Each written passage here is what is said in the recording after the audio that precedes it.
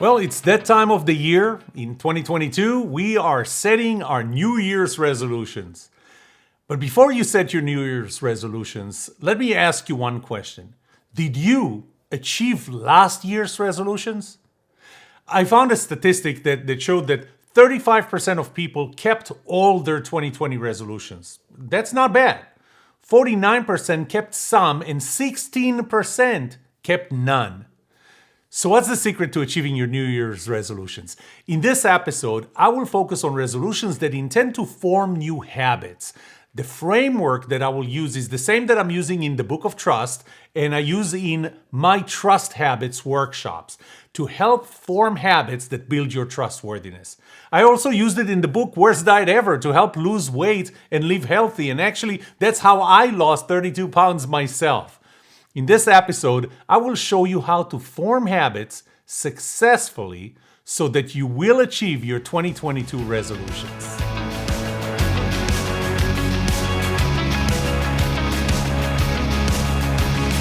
Welcome to The Trust Show. I'm Yoram Solomon, your host, the author of the Book of Trust, and facilitator of the Trust Habits Workshop. My mission is simple. I want to help you form habits that build your trustworthiness, because the answer to this question will have the biggest impact on your personal and professional success or failure. Can I trust you?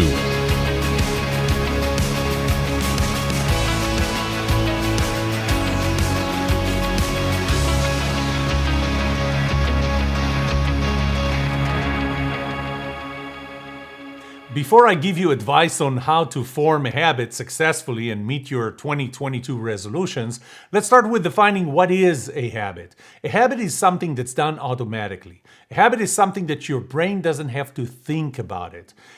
A habit is something that once you have acquired it, once you formed that habit, it's easier to continue than to stop.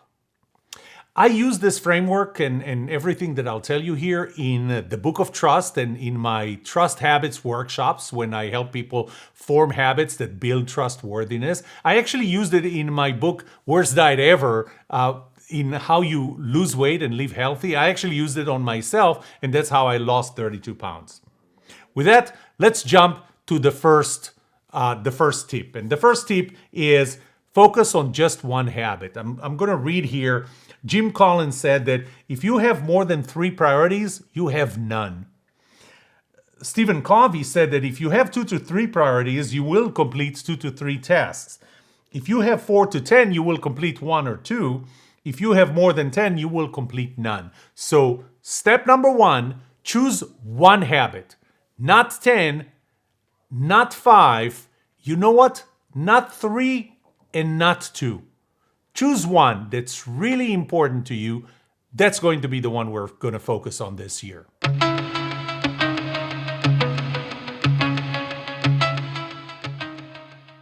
Number 2, make a commitment. The Association for Training and Development found that if you know what your habit is or what your goal is, you have 10% probability of achieving it. 10%. If you made a commitment, you're 25%. So ask yourself, why am I doing this? That would help you make that commitment. But number 2 is make a commitment.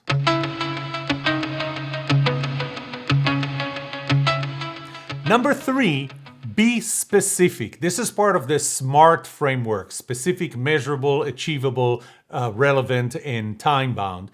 Be specific. It's not enough to say, I want to lose weight. I want to lose 32 pounds. It's not enough to say, I want to be more trusted. I want to be more trusted by person X to do something Y. So number 3, be specific. If you like this video, click the like button, subscribe to this channel, and get notified when I release more videos like this.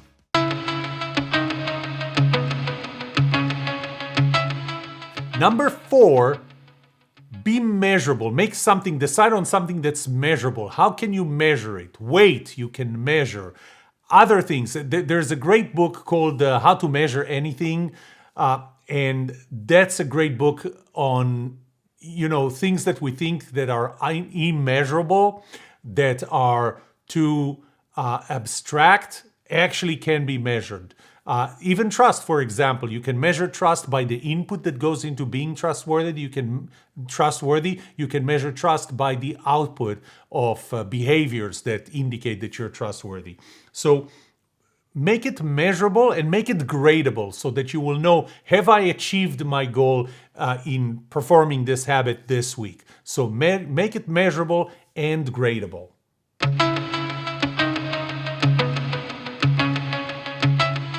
Number 5, make it achievable, but not too easy. There's something called the Goldilocks rules, and that says that we are motivated enough to do something if it's not too easy and not too hard. If it's too easy, then it's not important enough, we're not going to do it, and we're going to forget about it. If it's too hard, then maybe we're just going to give up because it's too hard. So choose something that is achievable, not too easy.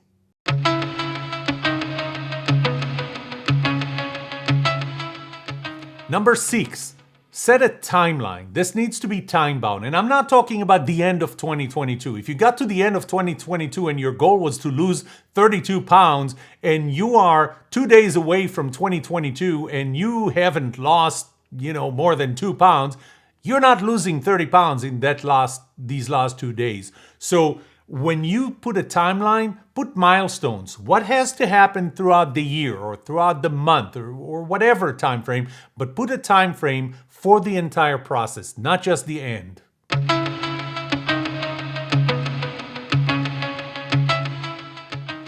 Number 7, make a plan. How exactly are you going to do it? How you do it. What are the steps? What are the actions that go into it? It's not enough to say, I want to lose weight. You need to decide. You're going to work on the treadmill 5 times a week, at least 3 miles every time. It's pretty specific again, but this is not specific about what the goal is or what the habit is, but it's how you achieve it. And again, if I go back to the Association for Training and Development, if you have a timeline, if you know what it is, 10% probability. If you made a commitment, 25%. You set a timeline, 40%. If you made a plan, you're at 50% probability. Let's see what we do to get it past 50%.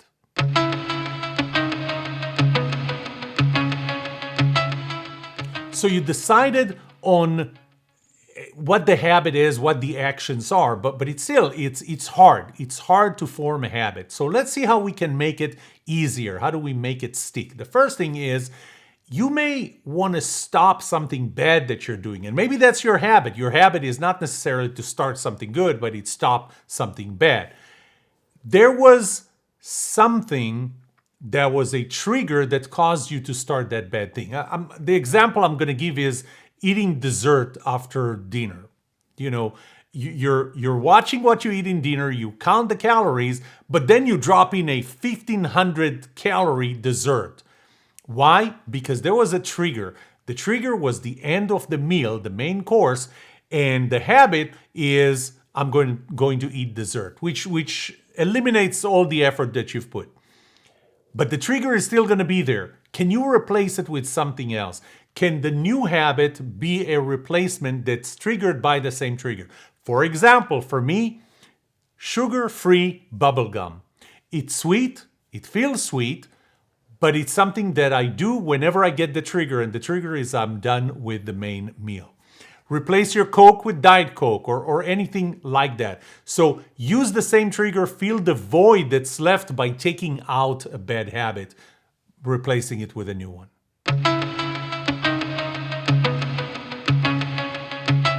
Number 9, friction control. Is there any friction that you can eliminate? So for me, I used to ride my motorcycle, but my motorcycle was in the shed, in the backyard. It was just too messy, too hard to get it out of the shed and through the backyard and all and get it back at the end, that at some point I stopped riding my motorcycle, and that's when I sold it.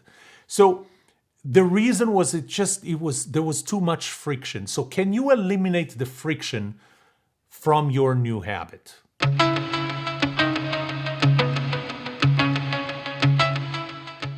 Number 10, make it mindless. I know that sometimes to do things we want to spice it up and make it interesting and exciting, but the thing is you're trying to build a habit. And building a habit is something that's done automatically without your brain thinking about that. So how about you do it in a way that eliminates any thinking? You do it exactly the same way, exactly the same form, and before you know it, you don't have to think about it, and before you know it, it becomes a habit. Make it mindless.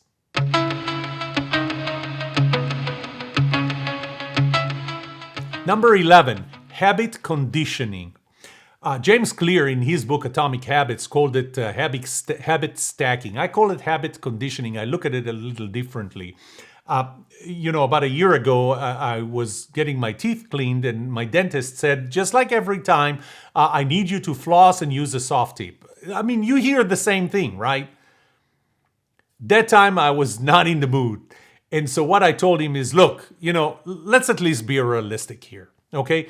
You're going to tell me to floss and to use the soft tip. I'm going to say yes with all the intentions of doing it, yet I'm going to do it for one day and then it's just going to disappear.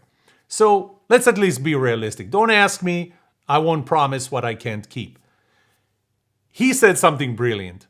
He said, look, brushing your teeth, is that a habit? Yes, it is. Don't think about it anymore. It's done automatically. It's harder to stop that habit than to start a new habit. So, how about that? You have to earn the right to brush your teeth by flossing or using the soft tip. So you have to do it first, and only then you can do something that's already a habit that's harder to stop than to start. You know what? Ever since, for the last year, there hasn't been a single day I did not floss or use the soft tip. I do both of them every day. I have done both of them every day. Why? Because I conditioned a habit that I already have that's harder to stop with a habit, by a habit, that I wanted to acquire.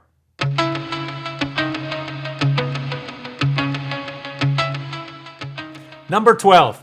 Tech support. And no, I'm not talking about calling an 800 number somewhere. Tech support, I mean, use the technology that's around you. I have a smartwatch. You have a phone. You have a tablet. You have a PC, a computer. You have a calendar. You have an alarm clock. Do something that would remind you, that would give you this little trigger, this little nudge that it's time for you to exercise that habit. That might be just that little thing that would push you over the edge, and you will turn this into a habit. Use the technology you have around you.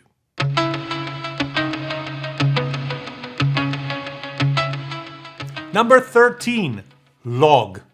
Use a log. Now, I prefer a written log, a physical log that you write in. First of all, this makes it real. Somehow when we write things, it makes it real. More real than, by the way, if we type things. The second is you get a visible reminder. And this is why it's important that it's in hard copy rather than a file on your computer that you may just not open. It's not in front of you all the time. 3 is it keeps you honest. Did I do it yesterday? I'm not sure if I did it yesterday. I probably did it yesterday. No, it's on the wall. It's written there and it says you haven't done it yesterday, period. And the other thing is it's motivating for better and for worse. For better, it's because you look at the last 12 days, I didn't miss a single day. Man, am I good. I'm going to keep that habit. I'm motivated to do it the 13th time and the time after that. On the flip side, on a negative way, you look at, I missed it yesterday. I cannot miss it again today. I must do it today. Once again, it's motivation simply because it's there and it's right in front of you.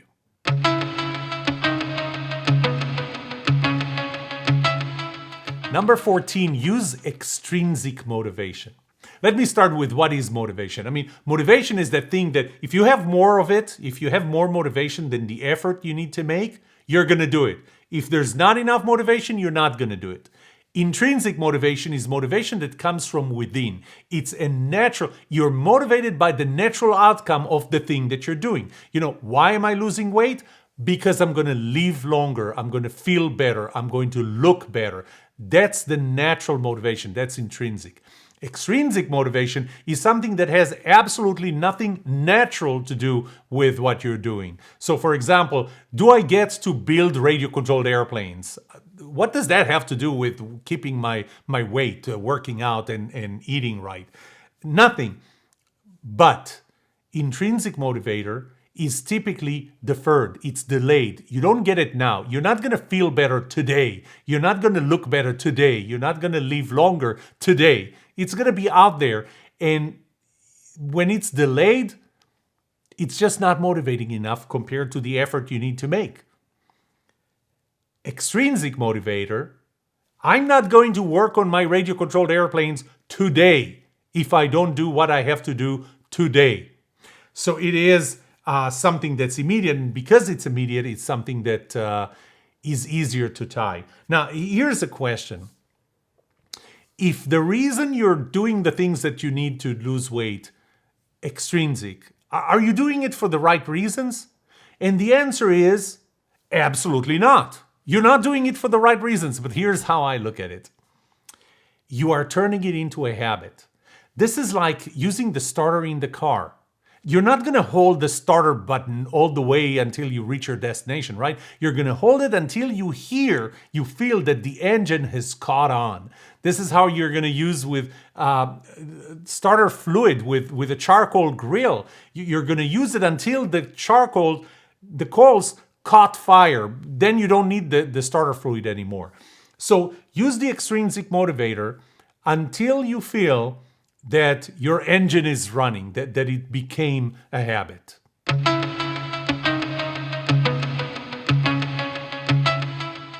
Number 15, use an accountability partner. So if I go back to that study by the Association for Training and Development, they said 10% is just if you know, 10% probability of success if you know what the goal is, 25% if you're committed, 40% you have a timeline, 50% you made a plan, 65% if you have an accountability partner.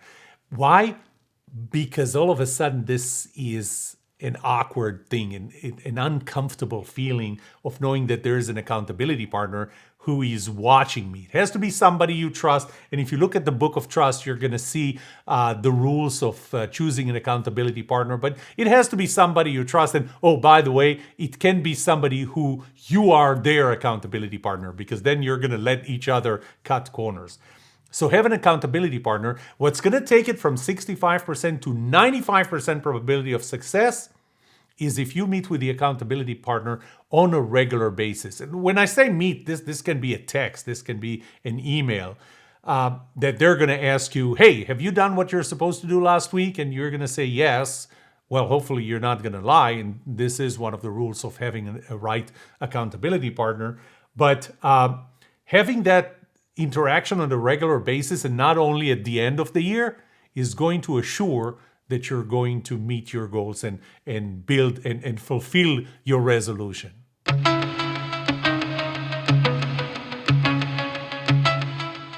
Lastly, number 16, how long? How long do you need to use all those things? Reduce the friction and use an accountability partner, an extrinsic motivator. You need to do that. I'll go back to my analogy, the car, the starter, the engine, until you feel that it's became a habit. There was a study that was done in the context of exercises, actually, physical exercise, where they said that it's 66 days. So you're going to find, if you Google how long does it take to form a habit, you're going to find the number 66 days a lot. But every habit is different. This was a habit that was done once a day. By the way, you should know that their range that they found in that study was between 18 days and 254 days. So don't just take the number 66. Use your gut. Now, if it's a matter of how long have you been doing this, how many times have you been doing this, how often have you been doing this? I mean, if it's something that you do once a year, forget it. It's not going to become a habit, something that's done once a year. It may become a ritual, but not a habit.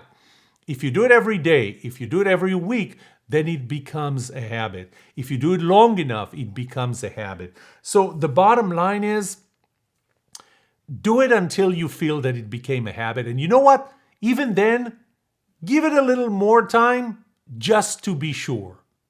then it becomes a habit. Then you don't have to think about it. It becomes automatic, and you have met your 2022 resolutions with 95% probability.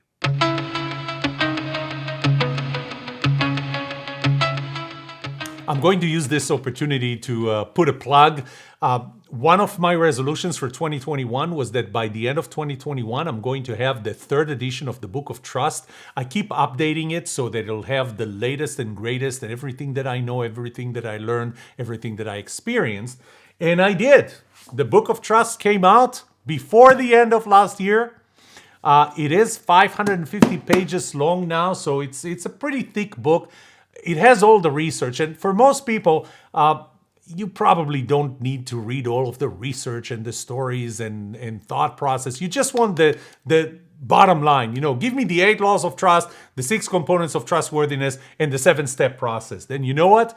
Another one of my resolutions was that before the end of the year, I'm going to have the mini book of trust, which is really just the bare bones 8, 6, 7, the 8 laws, the 6 components, and the 7-step process. And that's available too.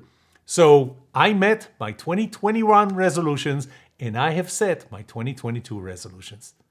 I'll see you in the next episode. This is the shorter video version of the Trust Joe podcast. You can listen to the full episode anywhere you listen to your favorite podcasts.